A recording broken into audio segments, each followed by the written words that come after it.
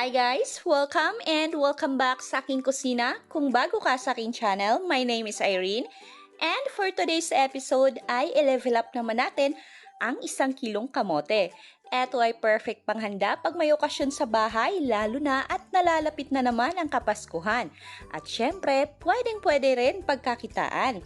Because for today's recipe, I will be sharing with you my version of Kamote Delight.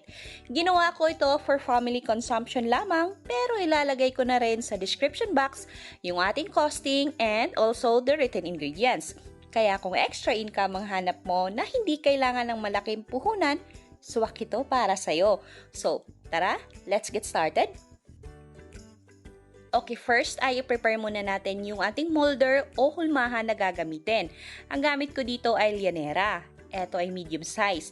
Grease lang natin ito ng butter or margarine, then maglagay tayo ng banana leaf. Ito ang magsisilbing liner natin. Pero kung wala kayong banana leaf, okay lang kahit wala na. Basta na i-grease mo itong mabuti, di kayo mahihirapan na i-unmold ito.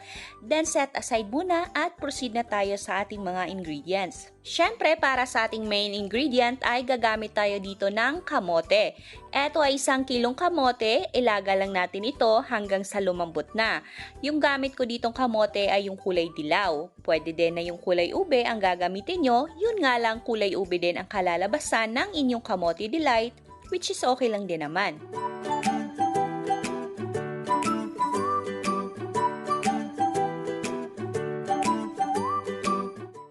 Check natin yung ating kamote. Pag ganito na lumalaban pa sa ating tinidor, extend natin yung ating cooking time para lumambot ito at hindi tayo mahirapan na i-mash ito. Once na malambot na yung ating kamote, ay i-mash natin ito using potato masher. Kung wala, pwedeng tinidor lang. And yes, pwede kayo gumamit dito ng food processor.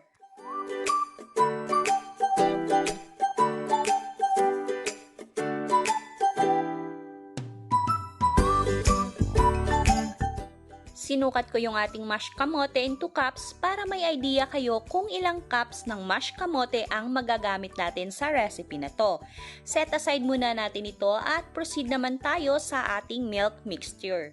Sa isang kawali ay combine lang natin ang 1 can 370 ml ng evaporated milk, pwedeng fresh milk ang gamitin nyo. Gagamit din tayo dito ng 1 can 380 grams ng condensed milk.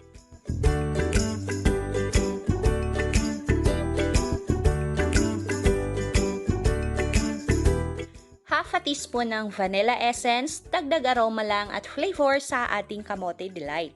Half cup ng powdered milk, optional but I personally suggest na mag-add kayo ng powdered milk dahil isa ito sa nakapagpapasarap ng ating Kamote Delight. 2 medium-sized egg yolks. Then, just mix everything well hanggang sa wala na itong lumps or buo-buo.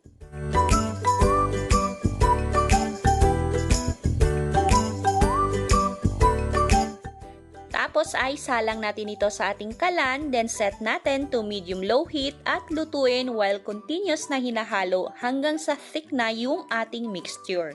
At habang hinahalo pa natin ang ating mixture, para sa mga hindi pa nakapag-subscribe, please subscribe sa ating YouTube channel and please click the notification bell and click all para ma-notify kayo pag may bago tayong uploads.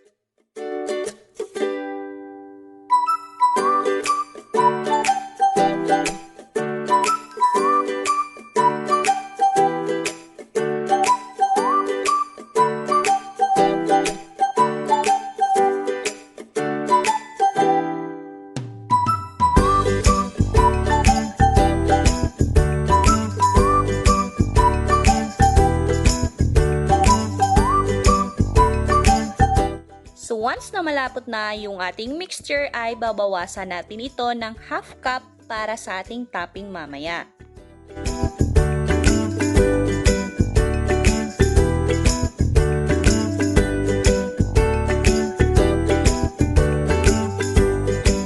Now let's add 2 tablespoons of butter or margarine sa ating natitirang mixture sa kawali, then haluin ito hanggang sa mag-melt na yung butter.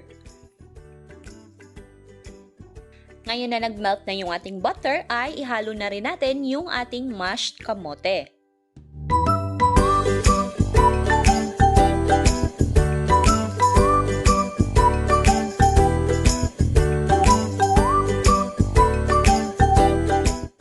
gagawin natin ito over medium-low heat pa rin habang hinahalo, same lang pag gumagawa tayo ng ubi halaya.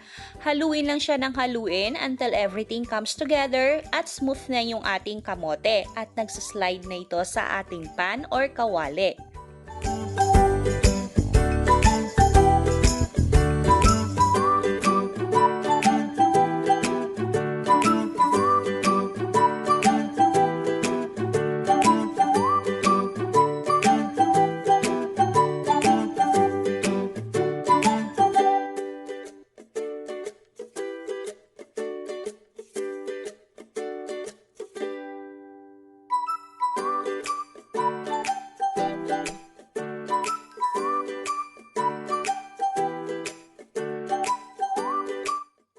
So now ready na ito i-transfer sa ating prepared llanera.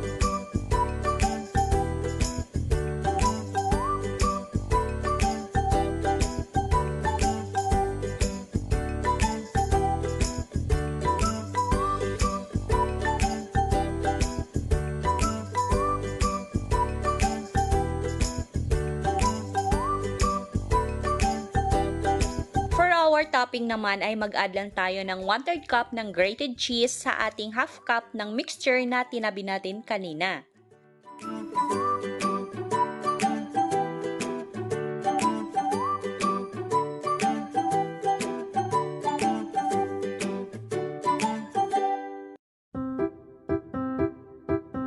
Then, maglagay tayo ng mixture sa top ng ating Kamote Delight. Guys, this is just optional, okay? Pwede nyo gawin yung nakasanayan nyo na ng Kamote Delight. This is just my version ng Kamote Delight. Mas gusto ko kasi na merong caramelization at medyo burnt yung topping niya. At sana subukan nyo din to. Mas level up yung sarap ng nakasanayan nating Kamote Delight.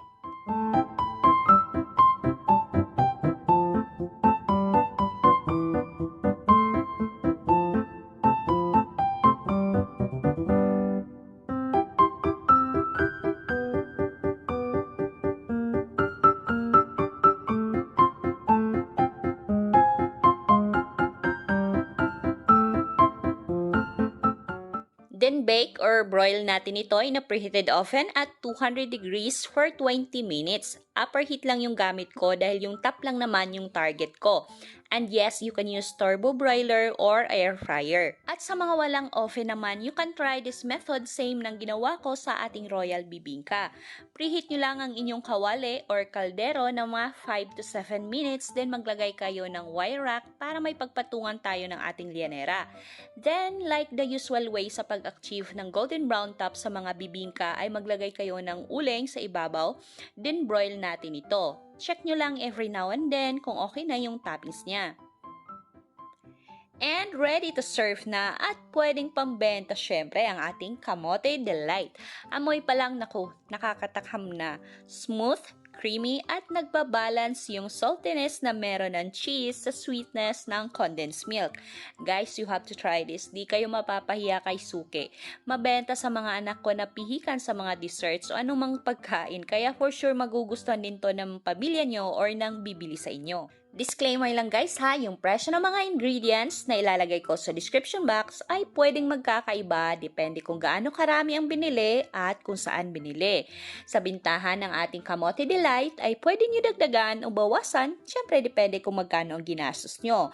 Sana ay nakatulong tong video na to at nabigyan kayo ng idea paano kumita gamit lang ang maliit na puhunan. At sa mga hindi pa nakapag-subscribe, baka naman, please subscribe sa ating YouTube channel and please click the notification bell and click all para ma-notify kayo pag may bago tayong uploads. Thank you guys for watching and happy cooking!